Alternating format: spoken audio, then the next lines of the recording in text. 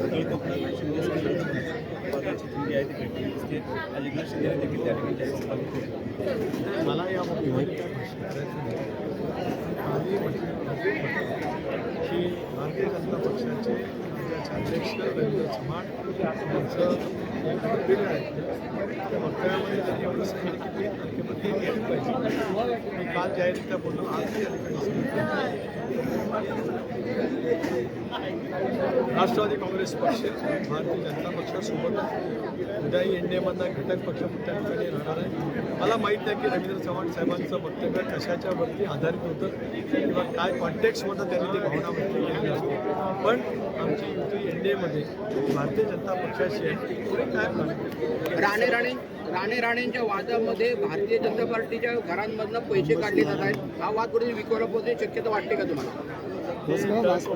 माझ्याकडे कशाला आणतात? ज्यांनी ज्यांच्याकडनं काय आणलं, काय त्यांना मिळालं, त्यांना विचारा. मी सरळपणाने लोकांची सेवा करत आशीर्वाद मागणारा एक छोटा कार्यकर्ता आहे.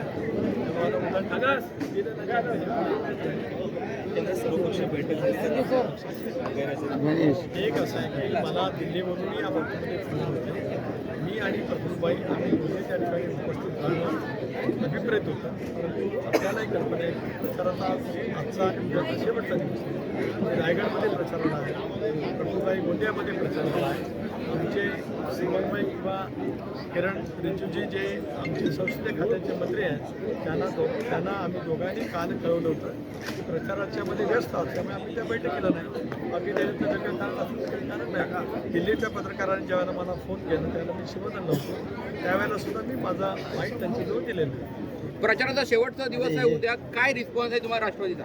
अभूतपूर्व रिस्पॉन्स तुम्ही जर काय पाहिलं असेल, कदाचित मला असं वाटतं की तुम्ही सकाळपासून रोहायत असाल तर रोहायत नेमकं काय आहे हे माझ्यापेक्षा तुम्हाला अधिक ज्ञान आणि याला तर जास्त आहे. टाइम्स डिजिटलला लाईक करा, सबस्क्राईब करा, शेअर करा आणि बेल आयकॉन दाबायला विसरू नका. पाहत रहा टाइम्स डिजिटल.